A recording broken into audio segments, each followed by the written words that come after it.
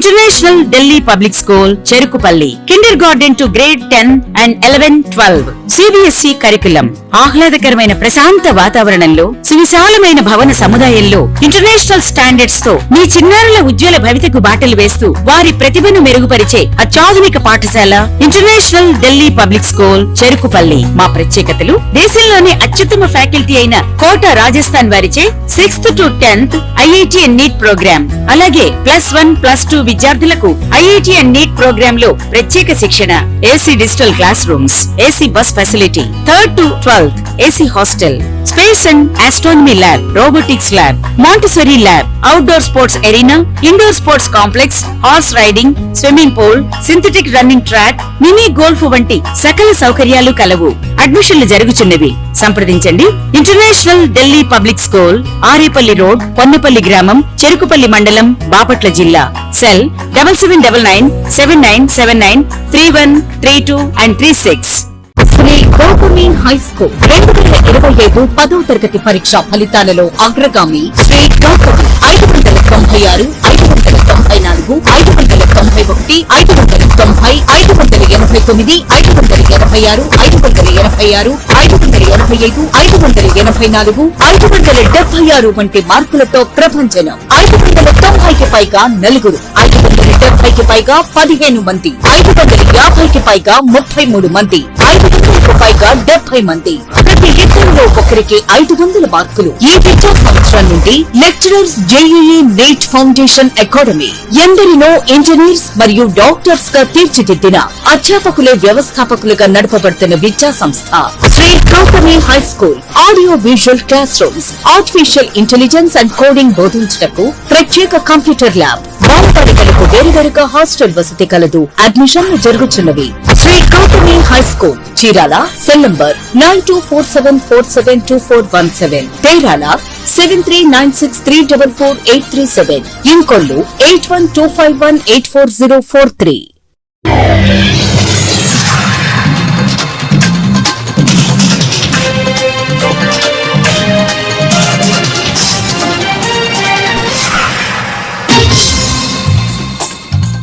నమస్కారం, city news తెలుగుకు స్వాగతం.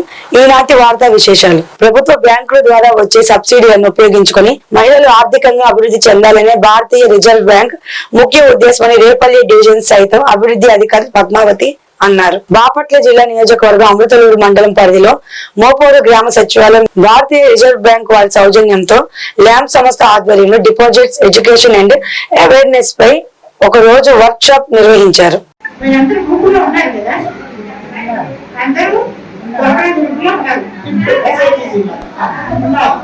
కానీ మనకి రకరకాల లోన్స్ అనేవి అవసరం అవుతాయి.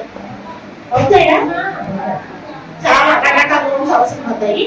అందులో భాగంగా ఒకటి పిల్లలు చదువు చెప్పించుకోవడం కావచ్చు, అదేవిధంగా ఆరోగ్యం, డాక్టర్ దగ్గర మెడికల్ పర్పస్ అవ్వచ్చు, లేదా ఒక ఏడుగురు పోవడానికి అవ్వచ్చు, లేదా ఇంకొక వ్యాపారం చిన్న కొట్టు పెట్టుకోవడానికి అవ్వచ్చు.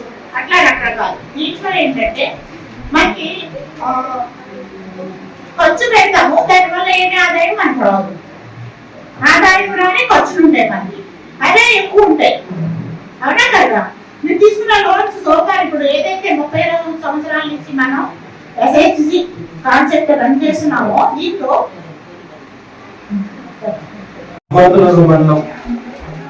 ఆపర్ గ్రామంలో భారతీయ రిజర్వ్ బ్యాంక్ సహకారంతో ల్యాంప్ స్వచ్ఛంద సేవా సంస్థ ఒక డిపాజిట్ ఎడ్యుకేషన్ అవేర్నెస్ క్యాంప్ ఏర్పాటు చేయడం జరిగింది.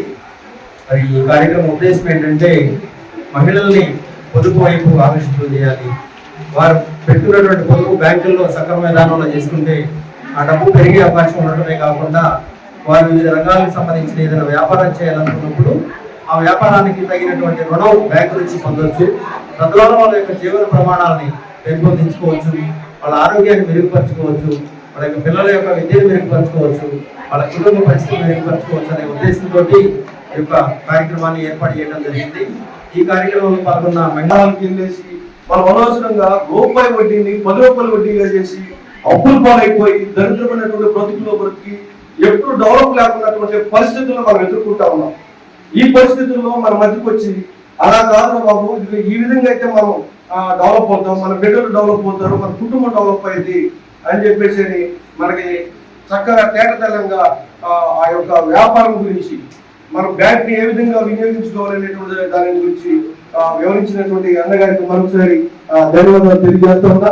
మరి ఈ యొక్క కార్యక్రమాన్ని మా గ్రామంలో నిర్వహించినటువంటి వెంకటరావు గారి అభివృద్ధి తెచ్చుకోవాలని చెప్పి నేను కోరుకుంటున్నాను. అలాగే కుటుంబ విషయంలో కూడా మీకు పుట్టి నేర్పుతున్నాను అందరూ గ్రామాల్లో. ఆ కుటుంబ విషయంలో కూడా నేర్చుకొని మీరు జూటు బ్యాగులు అంటే ఏదైనా చిన్న తరహా పరిశ్రమ లాగా పెట్టుకొని చేసుకొని మీ యొక్క ఆదాయాన్ని పెంచుకొని మీరు చిన్న బ్యాంకులు చిన్న లోన్లు తీసుకొని నెలగా కట్టుకొని మీరు కుటుంబాన్ని అభివృద్ధిలో తెచ్చుకోవాలని చెప్పని నేను కోరుకుంటున్నాను. వీళ్ళంతా వాళ్ళందరూ కూడా లోన్ ఇస్తారు. ఆ యొక్క మా లోన్ తీసుకున్నటువంటి డబ్బును సద్వినియోగం చేసుకోండి. మీ పిల్లల చదువులకు ఉపయోగపడుతుంది, మీ అగ్రికల్చర్ పంట పొలాలకు కూడా ఎరువుల కింద కూడా ఉపయోగపడుతుంది అన్నమాట. అలాగే మీ పిల్లల చదువులకి అట్లాగే ఉపయోగపడుతుంది. మీ పిల్లలు కూడా చదివించుకొని చాలా అభివృద్ధిలో తెచ్చుకోవాలని చెప్పి నేను కోరుకుంటున్నాను. సెలవు తీసుకుంటున్నాను.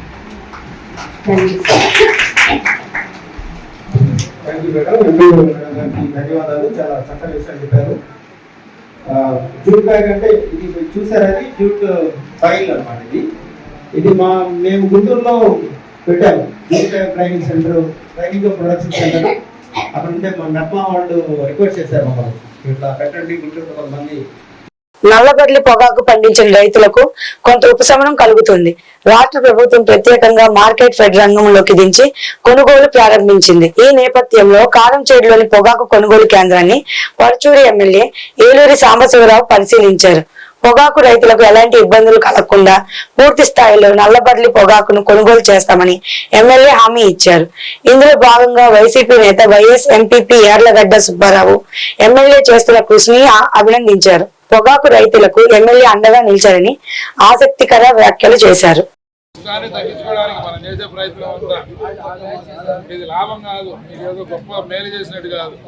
ఈ మీద ఒక భారాన్ని తగ్గించడానికి, కొంచెం వెసులుబాటు కల్పించడానికి ఇప్పుడు మనం చేసే ఒక ప్రయత్నం ఇది. ప్రయత్నం వల్ల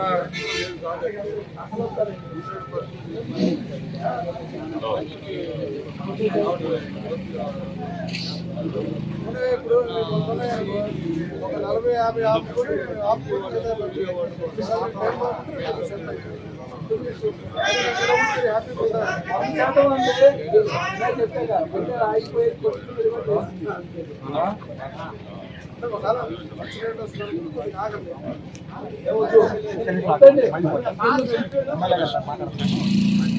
ఏంటంటే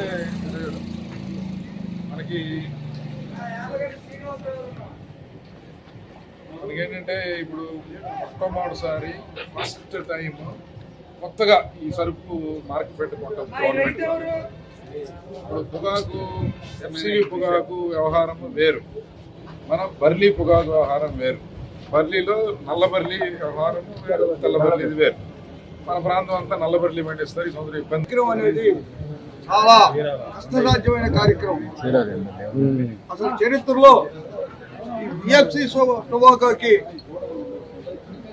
బోర్డు అనేది ఒకటి అప్పుడు పెట్టి దాన్ని కొనుగోలు చేసి ఒక విధానంగా కొనుగోలు చేశారు. కానీ నల్లబర్లీ అనే దానికి చరిత్రలో లేదు. అసలు ఇంత జరుగుద్దా అని కూడా నేను కూడా అనుకోలే.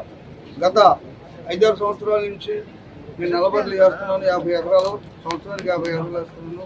బిఎఫ్సి 100 ఎకరాల దాకా తెలంగాణ డిస్టిక్లో వేసి, కరీంనగర్ డిస్టిక్లో వేసి, అక్కడి నుంచి మానుకొని ఇక్కడికి వచ్చి నేను వ్యవసాయం చేస్తున్నాను, భారీగా వ్యవసాయం చేస్తున్నాను. కానీ వాస్తవంగా ఇట్లా కొనుగోలు కేంద్రం పెట్టి నేను సాధించి చివరి ఆకు వరకు నేను కొంటాను, మీరు తొందరపడొద్దు, మీరు బయట వ్యాపారస్తులకి బలైపోవద్దు అని చెప్పి సంవత్సరాలు గారు చెప్తారు. రోజు వాస్తవంగా నేను తిరుగుతూనే ఉండా, కానీ కాస్త డౌట్గానే మనసులో ఉంది. ఒక రకంగా చెప్పాలంటే దేవుళ్ళలాగా, రైతుల పాలిటి దేవుళ్ళలాగా ఆయన ఈ బృహత్తరమైన కార్యక్రమాన్ని ఆయన భుజాల మీద తీసుకొని చాలా కష్టపడి, ఆయనకు అవసరం లేదు. ఎందువల్లంటే ఈ బోర్డు అనేది పెట్టేసి ఈ రకంగా కొనుగోలు చేయాల్సినంత అవసరం లేదు. ఎందువల్ల గతంలో బోర్డు లేదు కాబట్టి అంత రిస్క్ తీసుకొని ఇంత ప్రజలకు సేవ చేయాలా అనే ఇది సహజంగా ఏ 100 మందిలో ఒకరికే కలుగుతుంది. కానీ వారి పెద్ద మనసుతోటి ఈ కార్యక్రమాన్ని భుజాలు వేసుకొని ఎంతోమందిని ఒప్పించి మన దీనికి ఫండ్స్ అనేది తీసుకొచ్చి ఈ స్టేజ్కి తీసుకొచ్చాడు.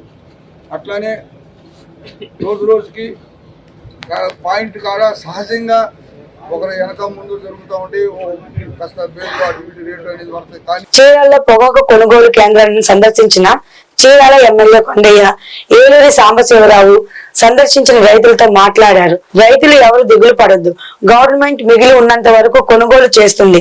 నల్లబెల్లి పొగాకు బోర్డు రావటమే ఇదే మొదటిసారి. ప్రతి ఒక్క రైతులు న్యాయం చేసేందుకు ఈ ప్రభుత్వం అని అన్నారు. ఈ కార్యక్రమంలో కారంచేడు మండలం వైఎస్ ఎంపీపీ యార్లగడ్డ సుబ్బారావు మరియు రైతులు పాల్గొన్నారు.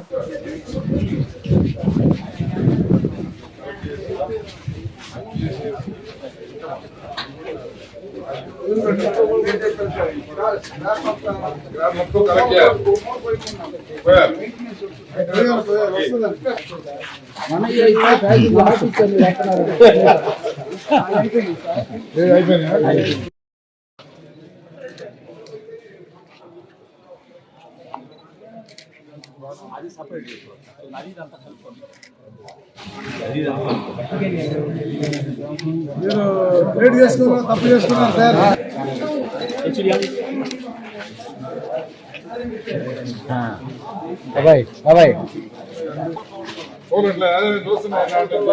ఏదైనా 12,000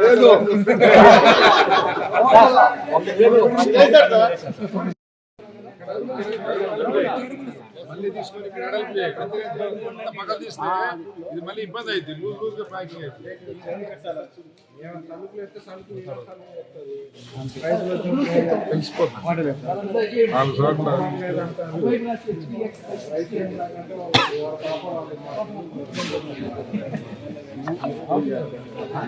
సమస్యలు చెప్పండి. శ్రీనివాసరావు గారు ఎన్ని 40 అండి.